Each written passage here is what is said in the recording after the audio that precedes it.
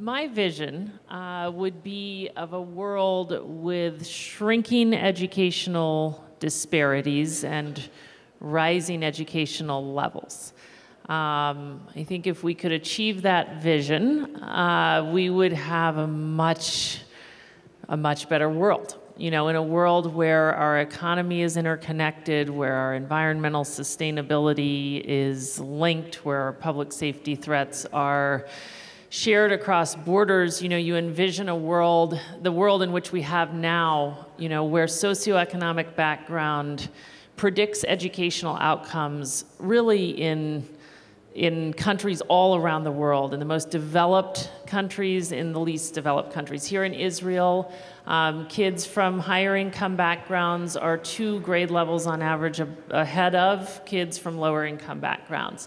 And we see much more significant disparities in other countries, in Latin America, where it's often a difference of 7 years.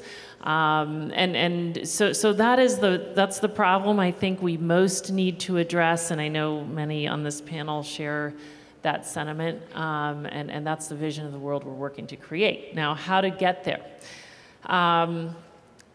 I believe that, and I'm joined by colleagues around the world who believe that one fundamental part of this solution is going to be to channel our society's top talent, our most promising future leaders, to channel their energy into classrooms initially, and against this issue of education and educational inequity in particular, you know, rather than simply into, say, banks. That is the core of what the programs in the Teach for All network are working to do. What I have seen over time in my own country, in the United States, and now in actually 28 countries around the world, is that we can make a meaningful difference against this problem. We can provide countries' most marginalized kids with an education that is truly transformational for them. We see this at the level of classrooms. In fact, I believe we have a teacher here who's part of HOTAM, Teach First Israel, whose name is Ronit Dagan, who was working this year with 38 kids in a small southern town of Israel who came to her because they had failed the year before.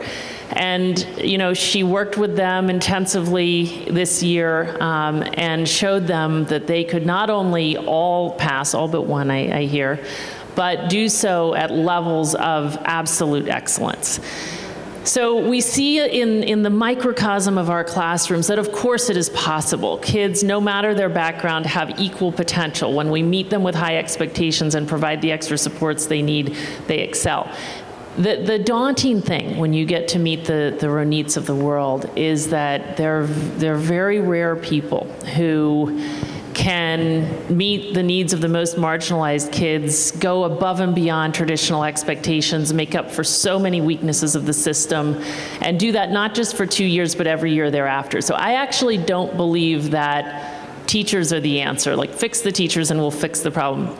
Don't believe it at all based on everything we've seen. This is a huge systemic problem. If we're gonna solve this, we need to affect lots of changes. Of course, teachers are critical, but we need to change the way we set up our schools. We need to change the way we set up our school systems.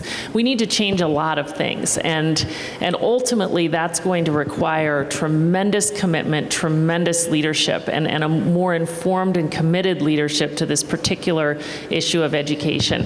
I have seen now in the United States that it is possible not only to provide a transformational education for kids at the level of classrooms, but you know, there are today hundreds, 400 maybe, whole schools in the lowest income communities in our country that are taking whole buildings full of kids whose background would predict that maybe 8% of them would get to and through college, and you know, graduating more than the national average despite working with the lowest income kids. These schools I would call truly transformational schools. We're seeing whole communities affect meaningfully significant increases in educational outcomes. My own city, New York City, you know, a massive system, 1.1 million kids, 1,700 schools, 80,000 teachers, in the last 7 years has increased the graduation rate by 20 points. They're graduating today from high school, despite the graduation standards increasing, 20,000 more kids than they did 7 years ago.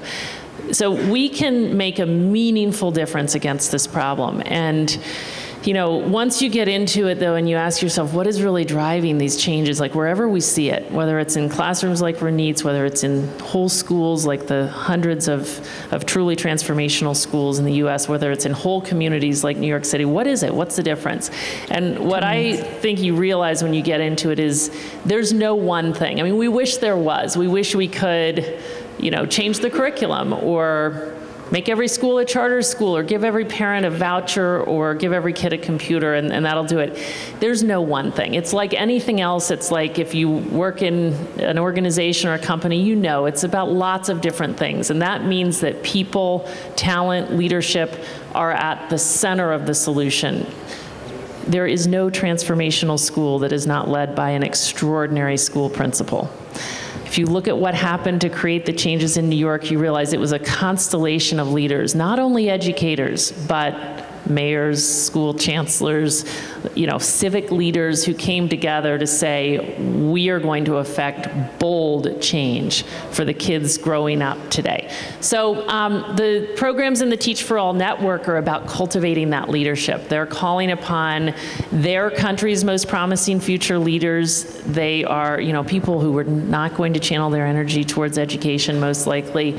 They are investing tremendous amounts in their development initially as teachers so that they, you know, do succeed with their, you know, the kids they reach, and so that they gain the foundational experience that comes from succeeding with their kids. You know, once Ronit has seen what she's seen here in her room, she'll never be able to leave that behind because she knows, wow, you know, we can solve this problem. And so she'll now ask herself, what am I going to do to actually solve it on a much bigger scale? So that's what the Teach for All programs are working to do.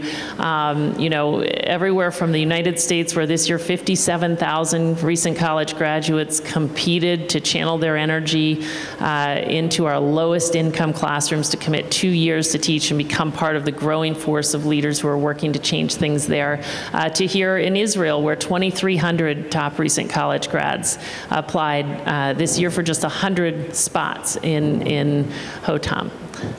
Thank you. Thank you very much.